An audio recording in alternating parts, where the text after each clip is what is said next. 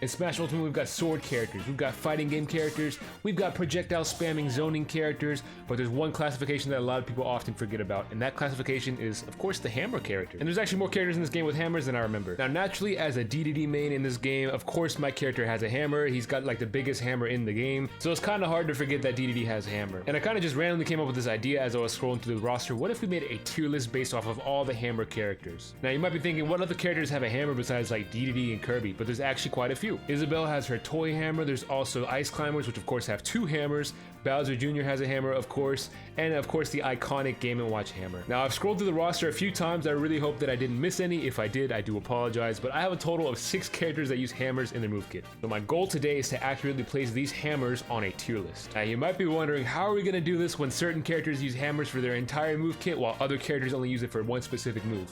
Well, I'm going to get to that. This tier list is a little bit tricky, and that's because, like I said earlier, there are some characters that basically use hammers for their entire moveset, so it's kind of hard to compare like a hammer being used for one specific move versus a character that uses hammer for everything, right? So in order to do this, I'm going to consider 3 different categories, and I'm going to give a letter grade based on each category. And using those different grades, I'm going to average those together, and that's where I'm going to place it on the tier list. The first category is KO power. How early do these hammers kill? Are they useful for setting up kills with the character? So I'm going to be giving it a letter grade based on those. It's definitely an important thing to consider with a hammer. The second category is practicality. How practical is it for you to use this hammer in the game? We are analyzing the game Smash Ultimate. We're analyzing the hammers in this game specifically. So if it is a move that's not very good and they don't have any other hammer moves, then I guess it's just not very good for right now. So it's important that we analyze the practicality of the hammers for certain characters. And the third category is Moveset Potential. Has the hammer reached its full potential? What would it look like at its full potential? And this is where I'm basically going to analyze each character, imagine that hammer is utilized to its full potential for the character, and see if it would help or hurt the character. An example of this would be Dedede, right? So he has hammer for most of his moves.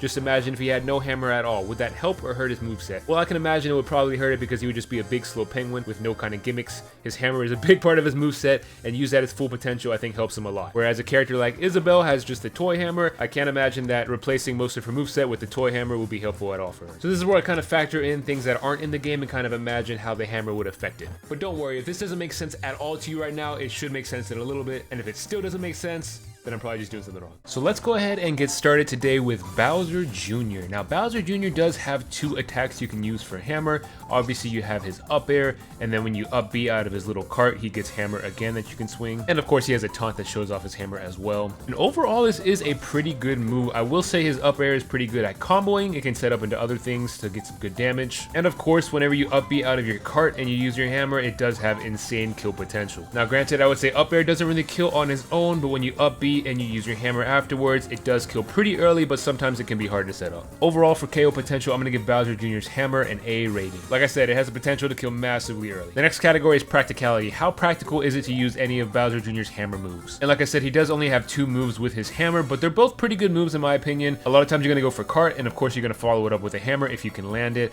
And then of course you do have up air, which kind of combos into itself at low percents and also sets up into other stuff like I said. But unfortunately, that's really it, and it's not really practical necessarily to just go for up B into hammer, because like I said, sometimes it can miss. But up air is one of his better moves in my opinion, and definitely something you are going to go for. Overall, for practicality, I'm going to have to give him a B. And the last category, of course, is Moveset Potential. What would happen if we included Bowser Jr.'s hammer more in his kit? And to be honest, I think it does have a lot of potential. Like I said, we do see with up air that this move can combo into itself, and I can imagine that if we change some of his other moves to incorporate the hammer, it would kind of do the same. And we know it has insane kill potential by landing that aerial. To be honest, it would have been kind of cool to see Cannonball changed into like a hammer throw, kind of similar to Simon and Richter with the axe, but with a hammer. The hammer is small, it's lightweight, you can throw a lot of them pretty fast. I would assume it's a pretty fast move. I think overall for moveset potential, I'd have to give it an A, because overall it seems like this hammer is very good. And overall, that's going to give Bowser Jr.'s hammer a rating of A-, or put it at the bottom of A tier. Next up, we're going to analyze the first character to have a hammer in Smash, and that of course is Kirby. Now, Kirby actually only has 1 hammer related move, and that of course is Kirby's side B, which you can charge up. And to be honest, this move is actually terrible. Now, I will say, like most hammer moves, the kill power is definitely there. It kills very early. As far as damage goes, it doesn't really do that much damage considering what all it takes to actually use the move. You can basically go for other stuff and do just as much damage, but the KO power is definitely there. I will give it to Kirby, so for KO power, I will give it an A. Next up is Practicality, and you already know where we're going with this. Like I said, it's 1 move. It's not good at all. It has so much end lag to it, especially if you use it in the air, and I don't think I've ever seen a Kirby player realistically go for this unless they're up like 3 stocks or they're just messing around with the other person. Honestly, for Practicality, Practicality, I have to give this an F. And lastly, we do have Moveset Potential.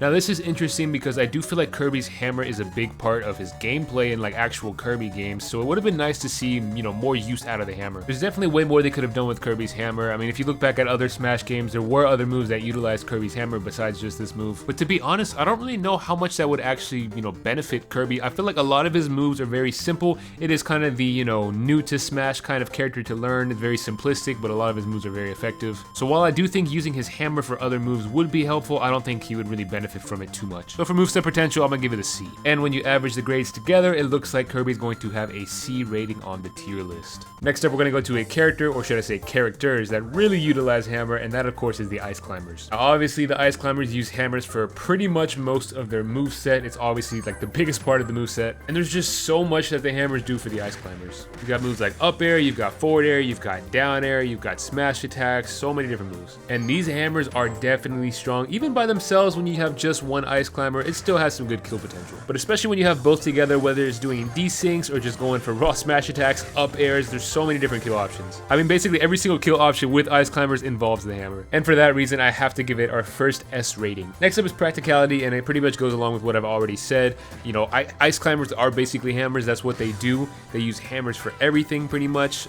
Even, you know, side B when you go for that, like everything you go for kind of involves hammers. Now that being said, there are definitely moves that you can go for that don't involve hammer that are, you know, very useful as an Ice Climbers player, but most of the time you're going to be using hammers. And for that reason, I honestly have to give Practicality an S rating as well. Last up is Moveset Potential, and really when you think about it, I feel like it's definitely reached its full potential, right? So I don't really see any way that you can incorporate hammers any more than they've already been incorporated for Ice Climbers. And again, for that reason, I'm gonna have to give it an S rating. I think that this is the best hammer in the game. It's got insane kill power, it's definitely practical to always use them, and the Moveset Potential is basically complete. There's really not much else to do to it. And the next character is gonna be a little bit tricky here, and that of course is Isabelle. She only has the toy hammer, and all she uses it for is her jab, nothing else really. And the reason why this is tricky is because objectively this hammer is terrible when you look at it, right? It's just a weak toy hammer, but the move is actually really good. The first category, of course, is KO power, and when you think about it, it's a toy hammer. If you've ever played Animal Crossing before, you know you can just hit people with it. It's just a little toy basically. And obviously it does like no damage. It has no kind of knockback to it. It's not a strong move whatsoever. So when we're talking about strictly KO power from just the hammer, that's definitely an F tier. Now this is where these three different categories kind of come into play, and why I said it's a little bit tricky, because for Isabelle, it's kind of all over the place. The next category is Practicality, and like I said, you know, her jab is actually really good, and honestly, it's one of the best jabs in the game, and I don't think that's a crazy statement. So I have my final 3 jabs that I want to talk about, which means, by proxy, Isabelle's goes to top 5. She has so many different mix-ups she can do with her jabs. She has jab lock setups. She has basically insta-KOs. When you think about it, Isabelle can pocket moves, projectiles, and things like that, and a lot of those projectiles will actually combo from jab, so you can literally just get 0 to deaths. Jab is easily one of Isabelle's best moves, and when you're playing as a low tier, you definitely want to use your best moves. It's definitely got to be S tier for Practicality. Now the last category is Moveset Potential. The thing about it is, I kind of mentioned it at the start of this video, I don't really see how they could incorporate this a lot more. Like I said, the hammer itself is not strong at all. It has really kind of no KO potential. It's just a toy hammer. And Isabelle's jab is literally what you can do in Animal Crossing with that specific hammer. There's really no other use for it. I could see some potential there, like if it gave her 2 hammers, I could see some different, you know, types of moves for her that could be pretty good. But other than that, I really don't see much else of what they could do for her. And for that reason, for Moveset Potential, I have to give her a C rating. And that's going to put Isabelle's hammer right around that C tier range. I am going to place it above Kirby's because overall I think it is a better hammer. And like I said, it's kind of tricky because Isabelle's jab is so good,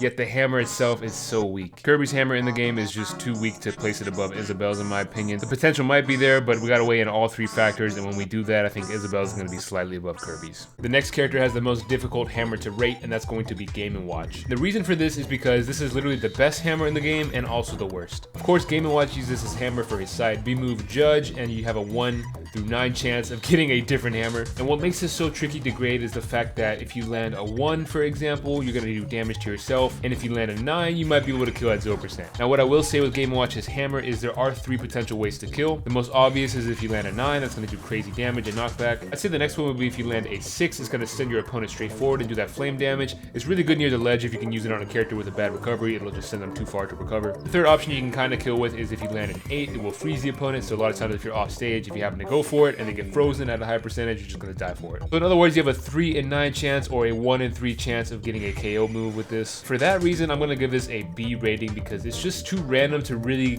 place higher than that. It's also like crazy that you can kill at almost 0%, so I definitely can't place it lower than that either. The thing about it is if you keep using this move, eventually you're gonna get a KO move. Now that being said, our next category is Practicality, and we have to analyze a couple different things for this. I would say typically if you get this character in random or if you're just a casual player, the first thing you're gonna try to do is land a 9, which means you're gonna be using Game & Watch's hammer a lot throughout the game. Now when we analyze this category here, we have to think of two things, like I said. The first one is, how does this usually work out for those players? The answer to that would be probably not good. I feel like most of the times, if you get Game & Watch in random and that's the first thing you do, you're probably not gonna win the match. But hey, like I said, you do have that 1 in 9 chance of getting some crazy early KOs. The second thing we have to analyze with Practicality is how often do top level representatives of this character use his move. And for that, all we have to do is watch, a set by Meister, for example, and see that he really doesn't use this move at all. And again, that's because it's so random, you don't know what's gonna happen with this move. And when you're in a tournament setting like that, at the highest level, the last thing you're gonna do is bet your whole entire set on landing a lucky hammer. And for that reason, I do have to give Practicality a D rating. I'm not gonna give it an F because there definitely are some uses, right? So if you're down a lot in a game, you're down 2 stocks, you might just want to start going for side B because you might have a chance to climb right back into it. With that being said, in a close set, you're not gonna be using this move whatsoever. And the last category is Moveset Potential, and honestly, I think Moveset Potential goes crazy for this hammer. All we have to look at is all the different uses of this hammer currently for Game & Watch. Landing a 1 basically does nothing for you. Landing a 2 used to have a chance to trip your opponents in previous games. Landing a 3 does crazy shield damage. Landing a 4 will send your opponent at a different angle. A 5 will produce that electrical stun. Like I said earlier, a 6 will send your opponent straight forward and do that flame damage. A 7 will literally spawn food in the game. An 8 will freeze the opponent. And of course, a 9 will kill super early. Can you imagine if this hammer was used for like different moves, but it was like set things that the hammers would do? Like imagine if Game & Watch's down tilt was similar to Ice Climbers, but it was like a number 6 basically, where it sent them way forward. Or if like a forward air or a back air would be like a number 5 and produce that electrical charge and stun your opponent in the air. I mean, this hammer can literally spawn food. It goes crazy. I think it would be insane to see this character use hammer to its full potential, and for that reason, I've got to give it an S rating. And after you average this all together, it comes out to just around a B-, so kind of at the bottom of B tier. And of course, the last character is going to be my main character that I play, and that of course is King Dedede. Now, Dedede obviously uses hammer a lot. I mean, he literally just carries it around. You don't see him without the hammer at all in the game. And that's because Dedede's hammer is what makes Dedede Dedede, The hammer is huge. It's bigger than a lot of characters in the game itself. And obviously that means it's gonna kill very early. Dedede has a lot of different kill moves with the hammer. He's got all his different smash attacks, a bunch of different aerials that'll kill, and for that reason with KO power it's gotta be S tier. Objectively, I would say this is gonna be the strongest hammer in the game. I mean, next to Game & Watch 9 of course, but like I said earlier, that's a little bit random. And the next category is Practicality. How practical is it for you to use this hammer? As a Dedede player, I obviously know his moveset like, very well. I've played this character since Smash 4. And the thing about it is, obviously hammer is like the biggest part of his moveset. However, he does have a lot of useful moves that really don't use the hammer. Now, just to be clear, when I say this, I mean moves like Gordo, for example. I'm not counting that as like the hammer itself. So in other words, what I'm saying is Dedede has moves like Gordo. He's got like down tilt, up tilt, inhale. He's even got dash attack. Dedede has a lot of moves that are really good, honestly, for the character, and they don't really use the hammer itself. Now, obviously, if you play this character, you're gonna have to use the hammer. You definitely have to. But overall, I would say that Dedede has a lot of other things that, make the character somewhat decent. Obviously, if you play this character, you're gonna have to use his hammer. Like I said, it's literally most of his moveset. But a lot of his best moves, in my opinion, don't really use the hammer. And for that reason, I'm gonna give Practicality an A rating. And the last category, of course, is Moveset Potential. And like I said, even though the hammer is used throughout most of Dedede's moveset, like I said earlier as well, there's a lot of moves that don't involve the hammer. And honestly, I think Dedede is in a perfectly balanced place as far as like hammer to non-hammer moves. I can't imagine things being replaced by hammer that are not currently using hammer. Like I said, some of his best moves currently don't use hammer whatsoever. So if we replace those with hammer, I can't imagine that it would make Dedede any better. Granted, he already is, one of the worst characters in the game, but he has some decent stuff. Overall, his moveset potential with more hammer, I don't really see it. I think it's currently at a really good balance level, and it uses a lot of the hammer already. So for that reason, I'm going to place an A rating for this category. And when we average those scores together, we're going to place him right at the top of A tier. And that right there is my tier list for the hammer characters in Smash Ultimate. Like I said, it will be kind of hard to grade them considering some characters use hammers for everything, other ones use them for just like a single move basically. But I thought this would just be a fun idea to kind of rate the hammers in the game. Don't take it too serious, but definitely leave your thoughts below. Like I said earlier, if for some reason I completely blanked out and forgot about a character that has hammers, just go ahead and roast me in the comments. Thank you guys for watching. If you enjoyed the video, make sure you subscribe to the channel and leave a like on the video. I'm definitely open to make more random tier lists based off of random things with the roster, so definitely leave your ideas down below in the comments and maybe I'll pick that and do that for my next video. Thanks again for watching, you guys, and I'll catch you in the next one.